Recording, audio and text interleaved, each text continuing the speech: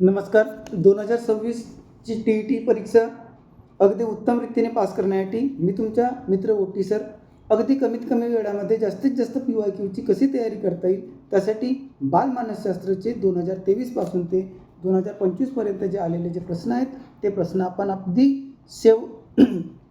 वेगळ्या पद्धतीने, अगदी स्पष्ट पद्धतीने, अगदी मोजक्या शब्दात, अगदी कमी वेळेमध्ये घेऊन येणार आहोत. फक्त विनंती एवढीच आहे की तुम्ही हा व्हिडिओ मोबाईलवर बघत असाल तर मोबाईलची स्क्रीन आडवी करा आणि आमच्या यूट्यूब चॅनलवर जर नवीन असाल तर आमच्या यूट्यूब चॅनलला सबस्क्राईब नक्की करा, लाईक नक्की करा, बेल आयकॉनचं जे बटन आहे ते नक्की प्रेस करा.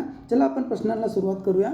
तर प्रश्न काय दिलेला आहे की स्मृती म्हणजे नवा अनुभव असे रिकाम्या जागा यांनी म्हटले आहे. हा 2013 आलेला प्रश्न आहे. तर हे जे मन आहे स्मृती म्हणजे नवा अनुभव, तर हे कोणाचे आहे तर रॉस यांचे आहे. पर्याय क्रमांक 2 आपलं बरोबर उत्तर असेल. चला आपण उत्तर चेक करूया. पर्याय क्रमांक 2 याचं बरोबर उत्तर आहे. त्यानंतर दुसरा प्रश्न आपण घेऊया की 2013 आलेलं संकल्पना निर्मितीसाठी व अमूर्त विचार करण्यासाठी प्रथम मुलांना प्रत्यक्ष अनुभव दिले पाहिजे असे आग्रही मत कोणी मांडले. तर असे जे आग्रही मत आहे जिथं आपण अमूर्त विचार करण्याची पद्धती, अमूर्त विचार जेव्हा आला तेव्हा कधी जीन पियाजी किंवा जॉन पियाजी येतो, म्हणजे पर्याय क्रमांक 4 याचं बरोबर उत्तर असेल. तर पुढला प्रश्न आपण बघूया की पुढला प्रश्न काय म्हणत आहे. 2014 आलेला आहे. मूलभूत तत्वांच्या आणि परिस्थितीचा आधार मोडता येत नाही अशा वैज्ञानिक किंवा स्थापत्यशास्त्राच्या कल्पना म्हणजे रिकामी जागा होय. तर जेव्हा मूलभूत तत्वांचा आणि परिस्थितीचा आधार मोडता येत नाही अशा वैज्ञानिक किंवा स्थापत्यशास्त्राच्या कल्पनाला आपण व्यावहारिक कल्पना असे म्हणतो. पर्याय क्रमांक 1 याचे काय असेल बरोबर उत्तर असेल. त्यानंतर पुढला आपण प्रश्न बघूया. पुढला प्रश्न इथं दिलेला आहे की खालीलपैकी कोणती उदाहरणे मूर्ताकडून अमूर्ताकडे अध्यापन सूत्रावर आधारित आहेत. तर यामध्ये अ, ब, क, ड हे 4 काय दिलेले आहेत, विचार दिलेले आहेत. तर यामध्ये आपण बघूया की 4 पैकी काय असेल. तर याच्यामध्ये दिलेला आहे पर्याय आपण बघूया की भूगोल विषयात नकाशाचा वापर करणे, विद्यार्थ्यांना थोर नेत्यांचे चरित्र सांगणे आणि तिसरा दिलेला आहे निसर्ग चित्र शिकविताना चित्र दाखवणे आणि कवितेचे स्पष्टीकरण करणे. आता मूर्ताकडून अमूर्ताकडे या ज्या प्रश्नाचे उत्तर येईल तो काही अ आणि क हे काय करतात मूर्ताकडून अमूर्ताकडे नेतात, म्हणजे पर्याय क्रमांक 3 जो असेल हा आपला बरोबर उत्तर असेल. याचं उत्तर आपण चेक करून घेऊया. पर्याय क्रमांक 3 आपला बरोबर उत्तर आहे. त्यानंतर पुढला प्रश्न इथं दिलेला आहे. पुढला प्रश्न काय म्हणत आहे की खाली दिलेल्या उद्दिष्टांपैकी लैंगिक शिक्षणाची उद्दिष्टे कोणती. खाली दिलेल्या उद्दिष्टांपैकी लैंगिक शिक्षणाची उद्दिष्ट कोणती असं विचारलेलं आहे आणि इथं पर्याय दिलेले आहेत. काय पर्याय आहे आपण मधात ठेवूयाला. लैंगिकतेविषयी असणारे अज्ञान दूर करणे, प्रजोत्पादन संस्थेच्या कार्याची योग्य माहिती देणे, मुलांना कुटुंब संस्थेच्या कार्याची माहिती देणे, निकोप सुदृढ शरीर स्वास्थ्यासाठी मार्गदर्शन करणे. तर त्याचे जे बरोबर उत्तर येईल तर सर्वचे सर्वच जे आहेत ते काय करतात तर आपल्याला लैंगिक शिक्षणाची उद्दिष्टे स्पष्ट करतात. म्हणजेच पर्याय क्रमांक 4 अ, ब, क, ड म्हणजे 4 क्रमांक काय असेल याच्या बरोबर उत्तर असेल. पुढला आपण प्रश्न बघूया की खाली दिलेल्या विधानांपैकी अग्रज संघटक प्रतिमांना विषयी कोणती विधाने योग्य आहेत असं इथं प्रश्न विचारलेला आहे. तर यामध्ये पहिला दिलेला आहे की आपण अग्रज संघटक प्रतिमानास व्याख्यान अध्यापन प्रतिमान असेही म्हणतात. एखाद्या मुद्द्याचे विवेचन करून तो स्पष्ट करता येतो. अग्रज संघटक सादर केल्यानंतर हेतू स्पष्ट केला जातो आणि जुन्या माहितीचा अनावश्यक भाग वगळला जातो.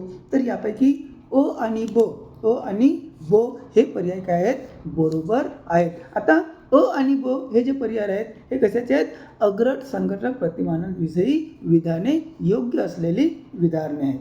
त्यानंतर पहिलाच उत्तर याचं आहे. त्यानंतर आपण पुढला प्रश्न बघूया. अगदी कमी वेळेमध्ये आपण जास्तीत जास्त प्रश्न कव्हर करण्याचा प्रयत्न करूया.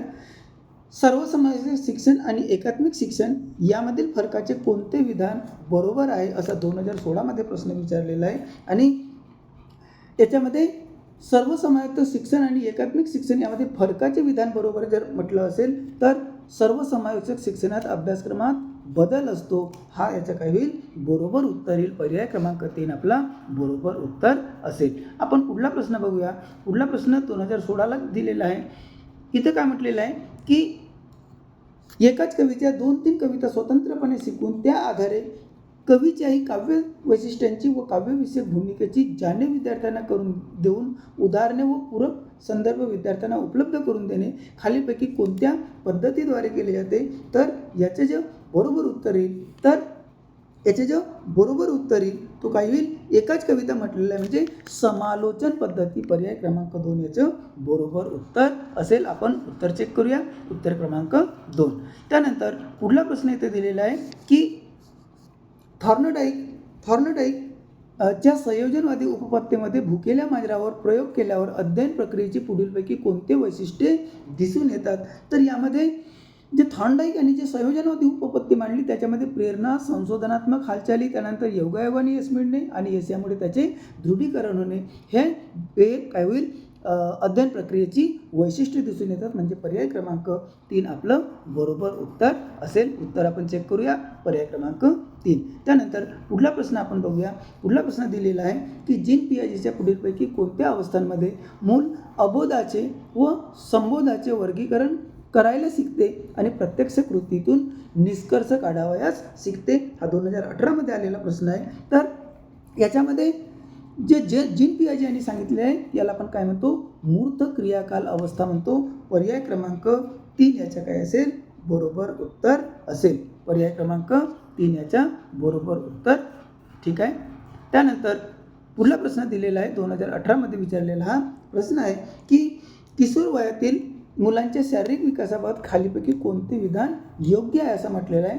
तर याचा जो पर्याय क्रमांक 1 आहे की ग्रंथीरसांमुळे शरीराच्या सांगाड्यावर परिणाम होतो. हा पर्याय क्रमांक 1च याच्या काय असेल, बरोबर उत्तर असेल. आपण उत्तर चेक करूया. पर्याय क्रमांक 1. त्यानंतर पुढला प्रश्न दिलेला आहे की शैशव अवस्थेतील मुलांच्या सामाजिक कौशल्यांच्या विकासाबाबत खालीलपैकी कोणते विधान वैशिष्ट्ये सांगते. तर इतरांचे लक्ष वेधून घेतात हा शैशव अवस्थेतील मुलांच्या सामाजिक कौशल्याचा विकास दाखवतो. म्हणजे पर्याय क्रमांक 3 याच्या काय असेल, बरोबर उत्तर असेल. त्यानंतर आपण पुढला प्रश्न बघूया जो 2025ला म्हणजे जस्ट मागच्या वर्षी आलेला आहे. तो प्रश्न काय म्हणतो की मॅकडोगल या मानसशास्त्रज्ञाने केलेल्या सहज प्रवृत्तीच्या वर्गीकरणामध्ये आत्मनिष्ठ या घटकामध्ये खालीलपैकी कोणत्या प्रवृत्तीचा समावेश होतो. तर याच्यामध्ये कुतूहल या पद्धतीचा काय होईल, समावेश केला जाईल. पर्याय क्रमांक 3 याचं काय असेल, बरोबर उत्तर असेल. त्यानंतर पुढला आपण प्रश्न बघूया 2025मध्येच आलेला आहे. पुढला प्रश्न काय म्हणत आहे की शिक्षण म्हणजे काय म्हटलं आहे, शिक्षण म्हणजे प्राण्यांचे कोणत्याही प्रकारे विकास घडवून आणणारी व त्याचे अनुभव आणि परिस्थिती यांचे स्वरूप पूर्वीपेक्षा निराळे करणारी क्रिया होय. तर शिक्षणाची अशी व्याख्या खालीलपैकी कोणत्या मानसशास्त्रज्ञाने केली आहे. तर ते वुडवर्थ हे मानसशास्त्रज्ञ आहेत. पर्याय क्रमांक 2 याचं काय असेल, बरोबर उत्तर असेल. त्यानंतर आपण पुढला प्रश्न बघूया. पुढला प्रश्न काय म्हणत आहे की पत्त्यांचे बंगले बांधणे, काय म्हणत आहे की पत्त्यांचे बंगले बांधणे आणि हवेत मनोरे उभारणे, परीकथा सांगणे, भूताखेळांच्या कथा ही सर्व कल्पनेच्या कोणत्या प्रकारामध्ये येतात. 2021मध्ये विचारलेला हा प्रश्न आहे. अगदी महत्त्वाचा प्रश्न आहे. तर याला आपण काय म्हणतो, अनिर्बंध कल्पना असे म्हणतो. पर्याय क्रमांक 2 याचं काय असेल, बरोबर उत्तर असेल. अशाच प्रकारे आपण अगदी कमी वेळामध्ये असेच व्हिडिओ बनवायचे का याच्याविषयी तुम्ही आम्हाला नक्कीच कमेंट्स करून सांगा. आणि प्रत्येक विषयाचे जे PYQ आहेत आणि इतर जे प्रश्न आहेत त्यांना आम्ही आपल्यासमोर घेऊन येणार आहोत. तुम्ही जर आमच्या यूट्यूब चॅनलवर नवीन असाल तर पुन्हा एकदा विनंती आहे की आमच्या चॅनलला सबस्क्राईब करा, लाईक करा आणि इतरांनासुद्धा शेअर करा.